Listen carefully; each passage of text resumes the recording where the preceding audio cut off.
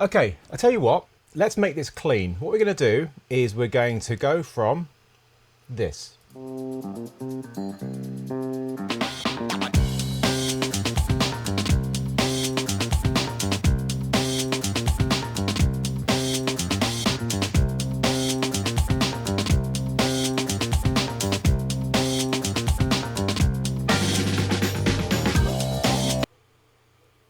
There we go.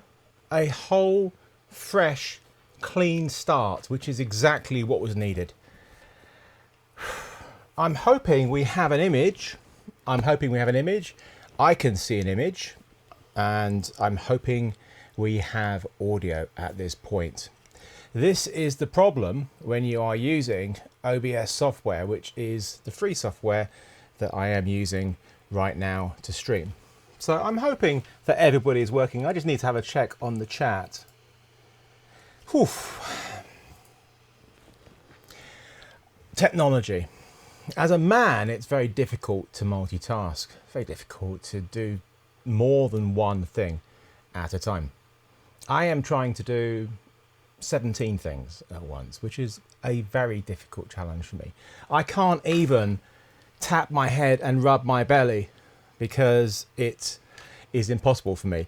So for me to be able to do this, so I want you to forget you saw that glitchy stuff beforehand, and just remember that the live really only started a minute and a half ago. Fingers crossed. So what I want to do before I do anything talking about my history with lives and stuff is just go through a little bit of the technology here, and I'll be coming back to it throughout. Now you can see from this camera here, I am doing my switching from the Atomos Shogun 7. You'll be surprised to know. I don't even look at my composition and my framing. I'm just going to lift that camera up slightly. You can see it being slightly milky. The reason why is because that is my key light coming onto me right now. And that is up the top there, which is a Scorpion light from Blind Spot Gear. They don't make them anymore. They're fantastic. Oh, that's the reason why I had it there, because it was getting into frame. Oh well, I'll have to put that down there. Just coming out of frame. There was a reason why it was like that. And if you look here, I can show you my key light. There it is. Softbox. And that is a CameTV Boltzen 55. There we go. Hopefully that's going to be nice and locked down. I don't mind you seeing a bit of, you know, if we see a bit of the light in the cables, this is the whole point of the BTS camera, isn't it? So you can do this here. Let me just try and lock this down. Don't want this to be moving at all. Oh, right. Okay, so that's not the only camera that I've got. I have my Catio camera. So a Catio is an enclosure where you keep your cats nice and safe. Now, if you look there, you can see he's just looking at camera for us. That is Jimmy the Greek, who's one of my rescue cats. I have 5 cats. And so I have, if you can see on the screen here, 4 different cameras. 4 different cameras to switch between. Crazy. And I'm also recording all of the streams right now and the program stream. So that is what, if we go on to here, it's very difficult to see what's going on the Atomos Sumo because it's showing the same screen of what's on there, so it gets a bit confusing. But I do like the old Laowa 12mm lens. It just gives you these crazy long arms and distortion. So that is my program monitor, but you don't have to have that. You could just have a small monitor on top for your program, or you just need to just look and see which is the one that's got the red highlight round and the one that says PRG, which is the program. So it's recording that. And the way that I'm getting everything in there, so it's all SDIs need to go into the box. So if I go back to my wide here, I have the FX9 is the main camera, and that is SDI. So that's absolutely fine. Go straight into it. The camera outside in the Catio is I'm completely wasting this camera. It's an S1H, and that is using the Hollyland Mars 400, I believe it's called, wireless transmitters, and you can see the receivers here. So I have two of them there. The second one, I cannot show you I can't show you the camera that is on this wide shot. But this is an A7 III with the Laowa lens on another Hollyland. I mean, it's transmitting about 2 feet, which is ridiculous. But the cool thing about it is it gives me a SDI to HDMI conversion, which is a nice thing to have. Alternatively, you could use this box here from Atomos, which is their converter. And that will convert your SDI into HDMI. And this is being powered off of USB. And the A6600 here is also being topped up with the USB. And that same battery pack is going into the A7 III. They have their own batteries, but it just gives me, you know, the Sony batteries, the FZ100s, are way better than they used to be. But everything that I'm using here can be powered by battery. It's a risky thing, of course, having everything being powered by batteries, because I'm also using a huge amount of different pieces of gear. But on a more normal, simpler setup, it's not a problem at all. But I do have, right now, I have plugged in the Sumo into the mains. The FX9 is in the mains too. Oh, and so is the light. I really need to turn my audio off my iPad. There we go. So many things to think about on this live. Right, there we go. I have my iPad here, so Dan Chung can message me and tell me when things are going badly and technology isn't working, and also to give me questions from you. So that's mainly what it is. Now, you may notice I'm incredibly shallow. Really shallow, especially if I get up close. This is the Sigma 35mm 1.2 ART at f1.2. Who does that? Who shoots at 1.2? I do, and I have autofocus that I can trust, and I can trust it. It does work very well. It's set to face priority, so when it loses a face, it will default onto whatever it thinks is the most important thing in the frame. So a face is defined by certain characteristics on my face. If I do hide my eyes, it will hide the box. But, you know, I could hold up a camera in front of my face, and it should, in theory, focus on that. There we go. It doesn't, it's focusing on the lens, of course. And then as I drop it, there. I have it set to be quite fast. Hide my eye. See, it's my eye. So if I don't hide my eye, there, but if I hide my eye, autofocus kicks in. Having a main camera that has autofocus is a godsend, but it doesn't have to be a £10,000 FX9. It can be any camera that has great autofocus. So we're looking at, you know, if we're going down to the lower end with a full frame or APS-C sensor, we're talking about EOS R, EOS RP, the A6600, which is this camera here, which is got autofocus on. It should, as you can see there, hand in focus. Hang on, there we go. So that's the A6600 from Sony, which has great autofocus with a 16mm Sigma lens. And there's the big wide is just a manual 12mm Laowa lens, so that's the only one that's not autofocus.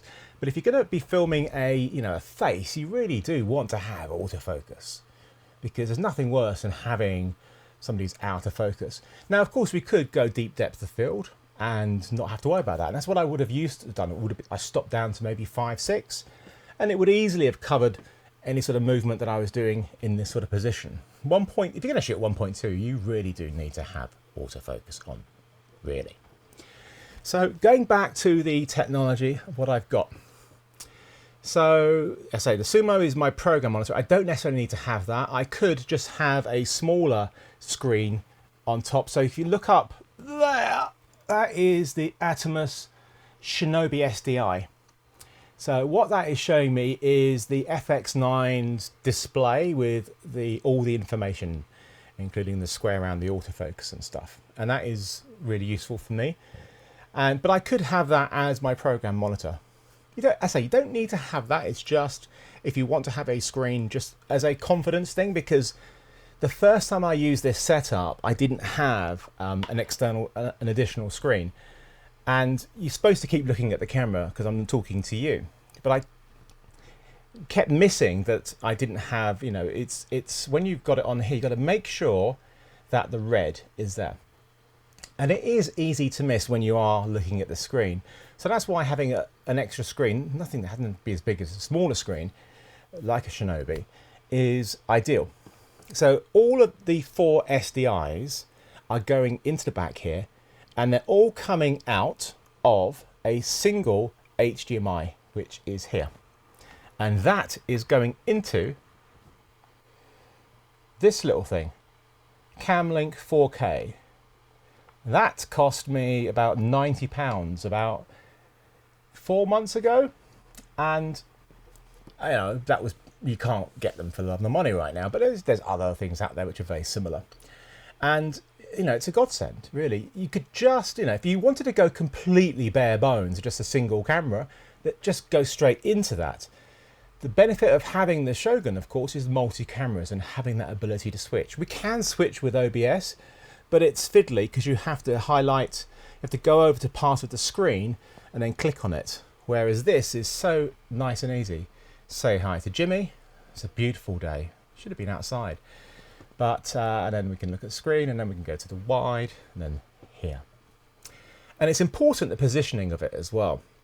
So the first time I used this, I had it right down in the side here, and I kept getting distracted trying to look down here. So trying to keep my eye line by having the screen just below the lens is ideal. I would have it slightly higher. I would probably have it just under the lens, but the problem is I wanted to get the A6600 to be filming it as well, and as you saw earlier, it would crept into frame. So I think it's pretty good as it is. Now, just to be really fancy, let me see if this works. This may not work. I need to put my glasses on. And let me just check this here. Here we go. Let me go on here and here. You ready for this? Fingers crossed this works. Almost works, almost. Let me come off of that and let me just get that back into, that needs to be high. It should have been high. Well, I'm going to put it on anyway because it looks cool. And I'll be interested to know if any of you know what it is that I'm actually showing you here. What is that? Anybody? What is that? That, my friends, is the Mavic 2 Pro drone, infrared, and I am using my, if I can just about see it on the wide, the the DJI controller with the HDMI out, going into another capture device. I've gone crazy on this. To have, hang on, I need to just, this is where the manual switching becomes slightly awkward. So this is the DJI controller with the HDMI out. I can't show you the other capture device because that is off screen. But, you know, it's cool to have, you know, it's ridiculous to have another camera like this. I've just made my life absolute hell by doing this. But, you know, I'm not going to fly the drone, am I, really? But I can move it around and have a look, and I can show you the infrared. I need to just brighten this up this corner a bit. Oh, there we go. Oh, you can see that is the S1H with the Hollyland on there. Amazing. I am not going to fly my drone whilst doing this live because I don't think that's very safe, is it? And also I wouldn't be able to go very far because I am in the catio with that there. So there we go. I just wanted to show that because it was ridiculous. And I got the controller yesterday and I saw the HDMI out on it. I went, I wonder if I could use that as well. Yeah. If you want one of these Shogun 7s, you can actually win one of these in the draw today. So on different days, you can win a Shogun 7, you could win a Sumo, you know, you can win all that. Sorry, just going to fix my framing. But there, yeah, so enter into the draw. It's on the homepage of Atomos Academy. So there you go. Now, I just wanted to just talk to you a little bit about history of lives. Because, you know, I have gone to a huge effort here. You know, I lit it and, you know, I've done my hair. I've set up all of these different cameras and I have 2 sets of wireless transmitters going and all this craziness. So just to show you the things that you can do. Now, this doesn't make much sense for just me on this if I wasn't doing a live about doing live streamings. That's the reason I have all this. So tomorrow's live, which is about slow motion, will not have 4 cameras because that would be insane. But this just shows you. But I just want things to look as good as they can. Just because you're at home, I am at home, obviously. Just because I'm at home doesn't mean I should make things look rubbish, you know, by using just a webcam. And, you know, I'm going to make things look as good as I possibly can, no matter what it is I'm filming. Now, I want to show you something. We're going to go back a long time here. So this is oh, let me just get that. It's gone a little bit off the screen. There we go. That is thin film from 2003 in Afghanistan. And that is my Betacam SX. I was doing a live, obviously, this is why I'm showing it to you, and you can see the little sat dishes there. And the quality was atrocious, but we were able to do it. And we could send we could send a package out, which would probably take about 45 minutes to send like a 2-minute piece, which is, you know, a fairly long time to send something. But we could also do a live, but not at very good quality. So let me just show you another image here. So this, you can see these satellite dishes on here. This is an aircraft carrier. This is the second Gulf War, so it's 2003. And it was very difficult trying to do a live on a ship because it does move, because you're trying to point in the right direction. Very difficult. I think it's a big aircraft carrier, so it's not going to bounce and bob around that much. But let me show you the quality that we got from it. So this is a video from the night of shock and awe. As I was saying, the booster will carry it for the first mile, then the wings will fall off, and then it has a turbo gas propulsion that will carry it onwards. And there we go.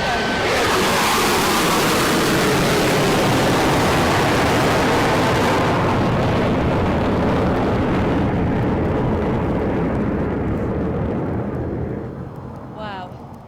Well, a really strong smell of gunpowder as that went up. And I don't know if you were able to see, there were some things falling from the missile. The second siren, that means we're expecting another one.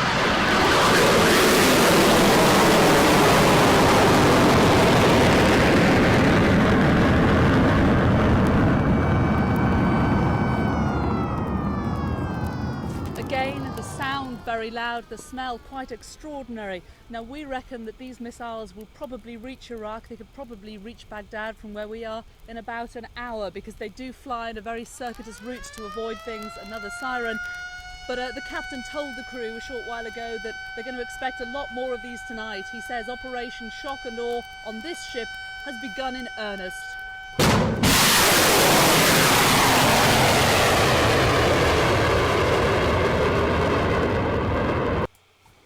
How was that for timing on the end of that? So that was an as live. That wasn't a live because we couldn't. There's no way we could possibly on this warship have a live connection for these missiles which are heading off to Baghdad.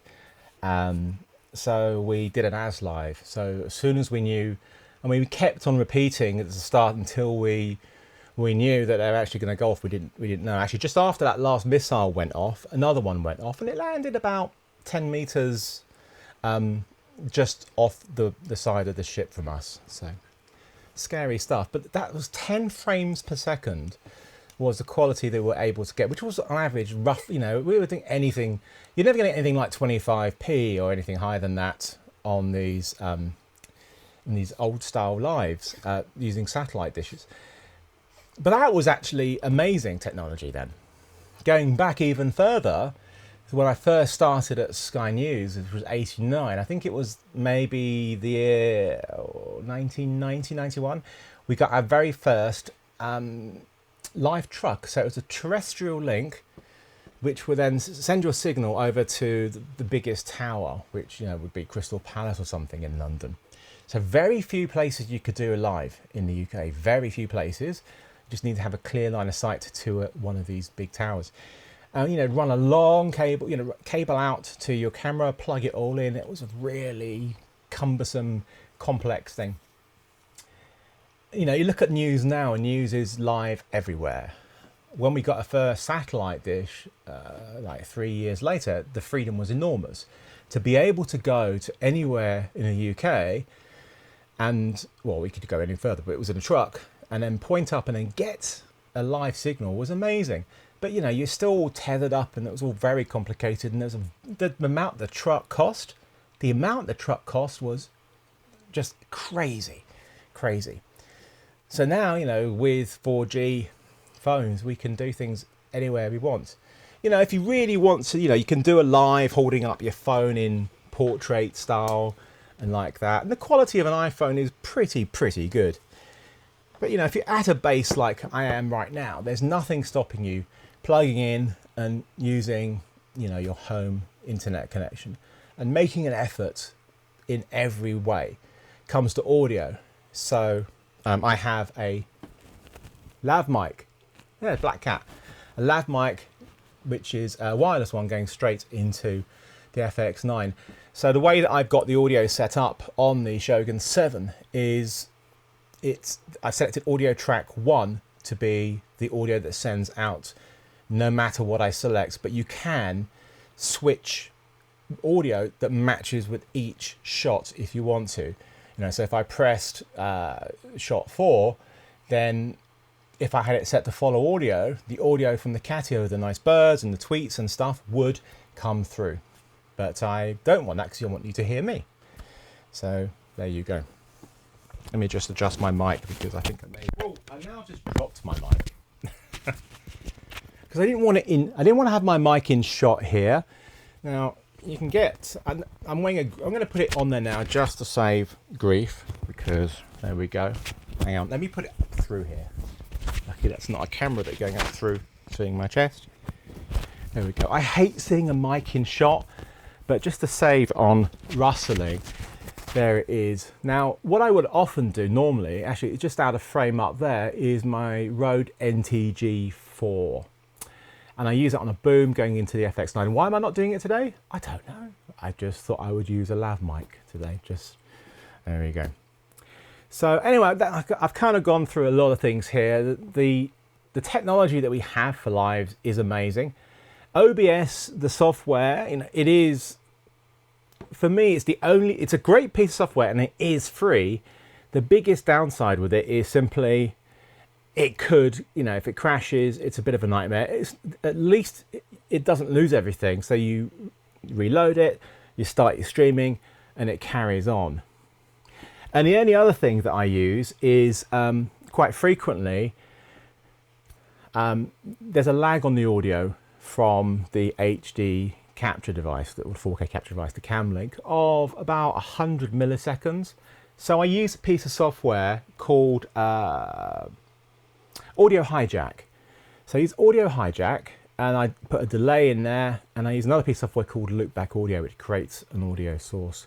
So hopefully fixes that any sort of out of sync thing. You know, it's tricky because, you know, you've got to make sure it checks. I mean, hopefully after all of this, it is actually in sync. So this, you have to do so many tests and get all the little niggles out, and hopefully it all works fine. And that was what happened today. Everything was perfect, and then OBS quit 7 times in a row on me. But so far, touch wood, it hasn't.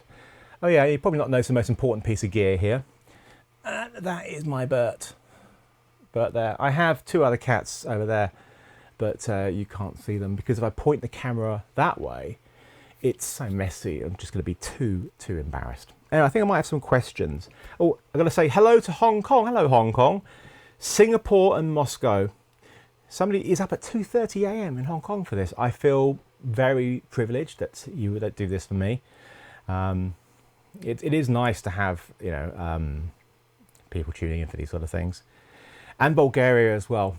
Oh yeah, if you just want to know just about the light, so the purple light is in honor of Gerald Undone, who is the most meticulous, to the point guy I know. He's become a good friend in the past year, and he loves purple. And he's done a great video about the Shogun 7, and he's done a setup which is nice and slick. But I have purple going on there. And these are actually from Philips Hue bulbs. My whole house has got RGB LED bulbs going on there, which is crazy. So I could shout out to Alexa to change the colors, but I'm not going to.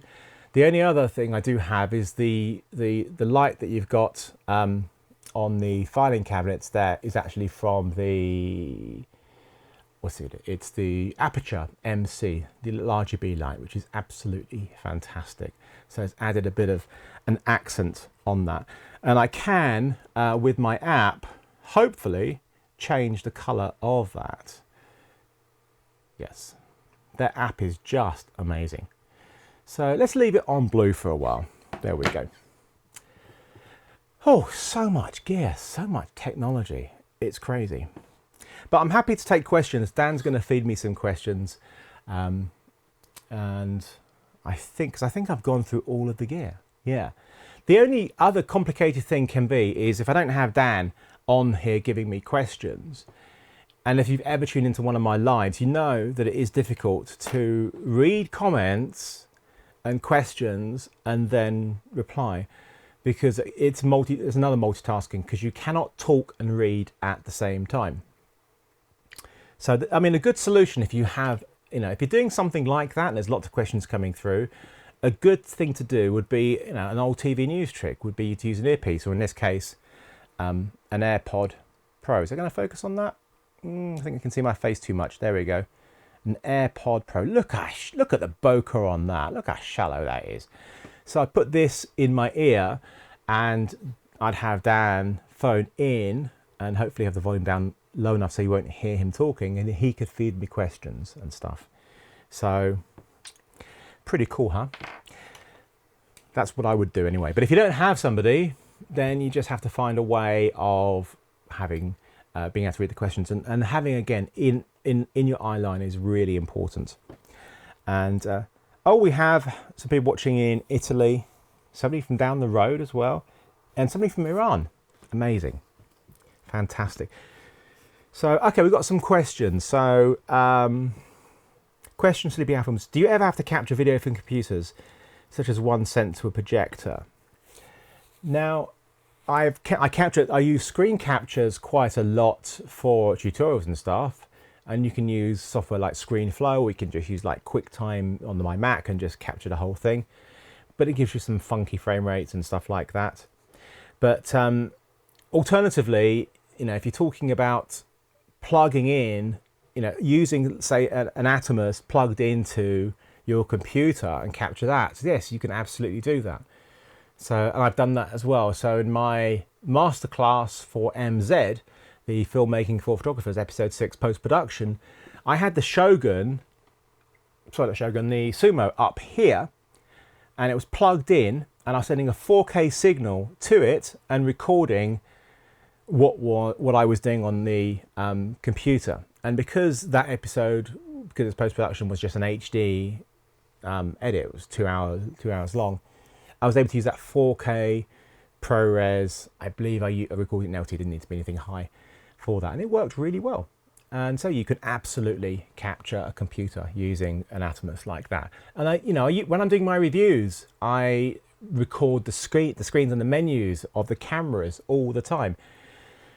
Before that, I would have been filming the actual screen with a camera, which is terrible. But being able to capture the whole thing is so much better. Okay, what we got here? So, okay, we've got a question from Tom Slow saying, does the Shogun 7 run hot? No. I mean, I've got a couple of fans going from the Sumo and from one of the... I've got the two Hollylands. There's a newer one and an older one. One of them has a noisier fan than the other. The other one's quiet. But I can't hear the Shogun 7. It's pretty quiet. So, but there's a lot of noise that I've got from my computers and stuff anyway.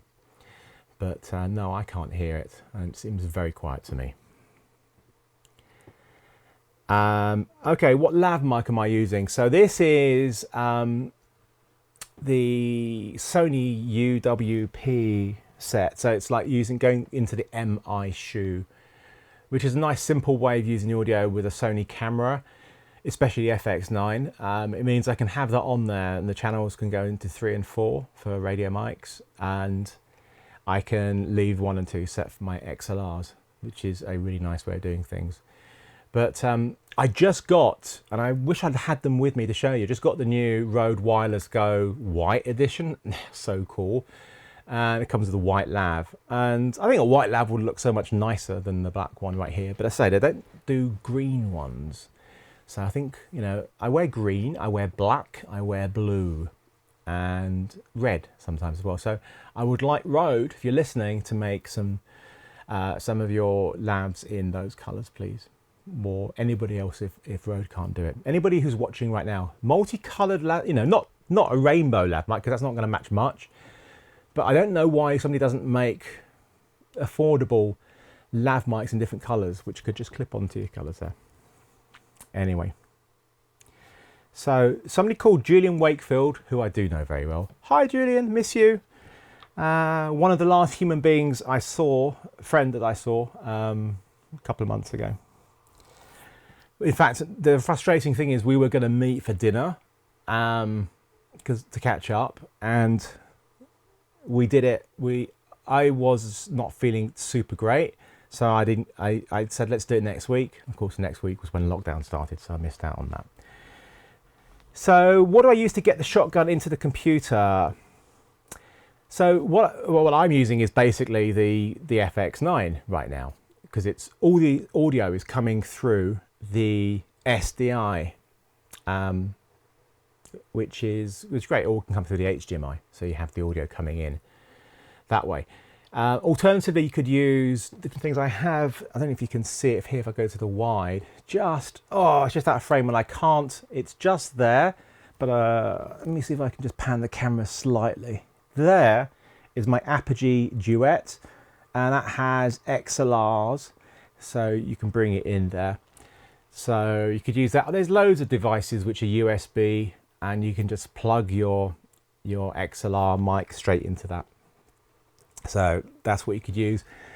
But you know, if you're using a Sony camera or the Panasonic cameras, you know, if you're using those XLR boxes, you could use the audio from that, and they're great devices, those XLR boxes.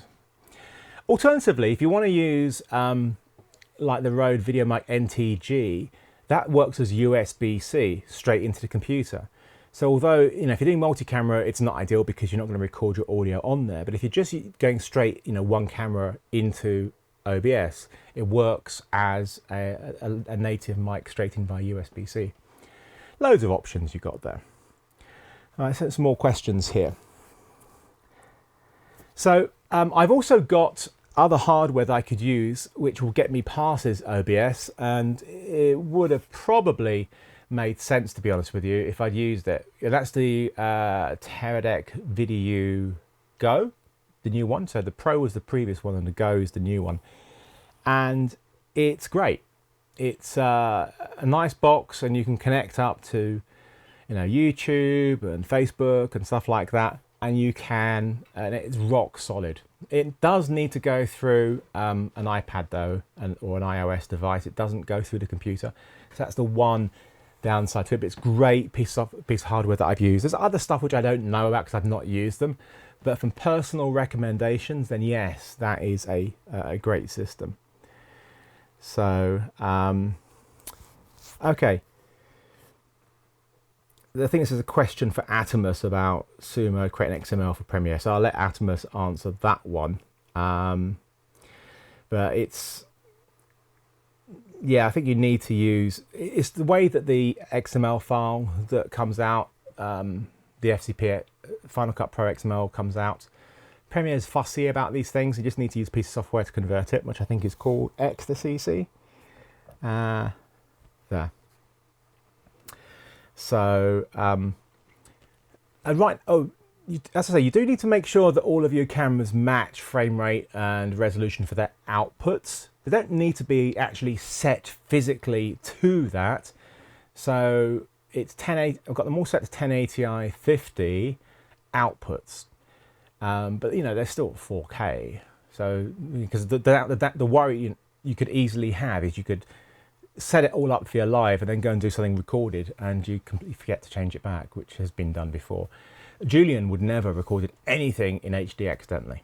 So it's something to do with that. And so this records, if we go back onto here, so this is recording 4 individual isolated cameras separately and the program. So I can offload, it's going into the SSD behind here, and I can bring that into my edit and I can use that to redo things in case I've accidentally pressed the wrong button at the wrong time, which is easy to do here. Jimmy's still asleep. There we go. Cool. Okay. So Dan's asking, how can I record all of these? So yeah, so everything is if I go on to, hopefully this won't screw things up. Let me just click onto here. Right. So if you look at the inputs that I have, so I have 4 inputs here, okay? Well, autofocus, let me turn the autofocus off, too sensitive. And we go to our outputs. So actually I want to go on to, so the switcher is showing me where my audio is. So I've selected audio source 1, and my recordings, I have set all the 4 cameras to record, and the program. Was the program selected? Or maybe it's not. Oh no, that's a nightmare. It doesn't matter, it's fine. And you have some other options here, but let's just go back to here. Let's just exit that, just to show you a little bit of the menus.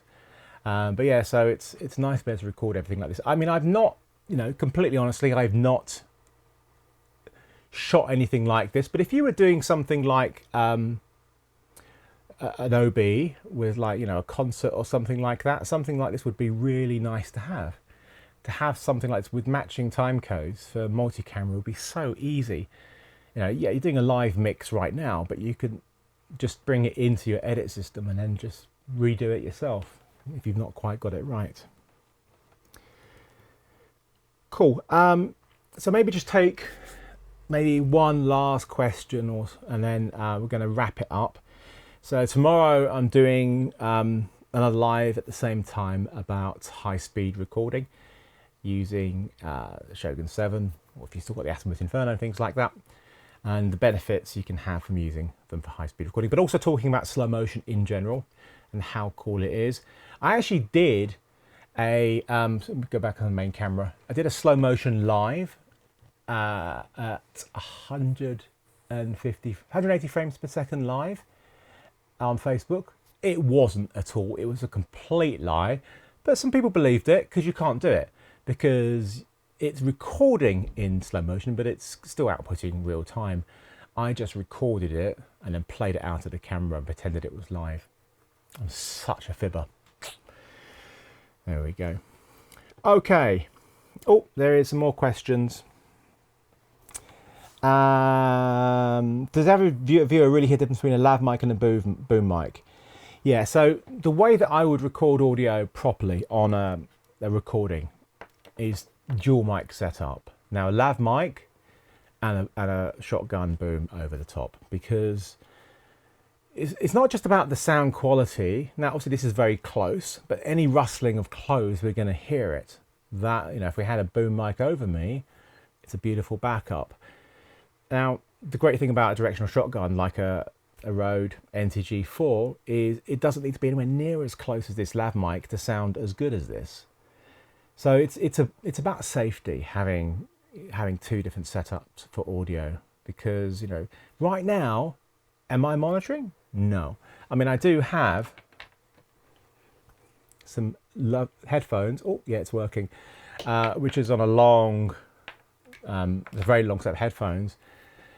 What's actually, I mean, you can't do it when you're actually on camera and stuff, but I did see something cool, and it's a nice little tip. So do check out. God, I'm having a brain fart. Caleb's channel, DSLR video. I can't remember what it's called. I'm sure I'll get it on there.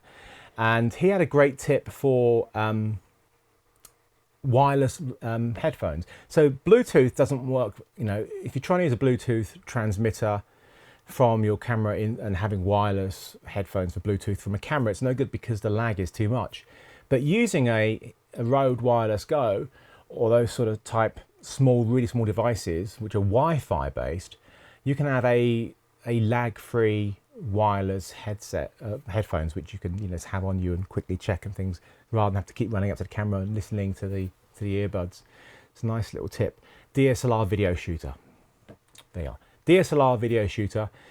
It's I think it's called 10 Hacks for the Rode Wireless Go, and he talks about that and loads of other cool things. So it's definitely worth checking out. And I did try it out, and I was like, this was great, because I was filming in my garden, doing a review for something else yesterday, and I can never film in my garden normally because I am in the flight path for planes going overhead.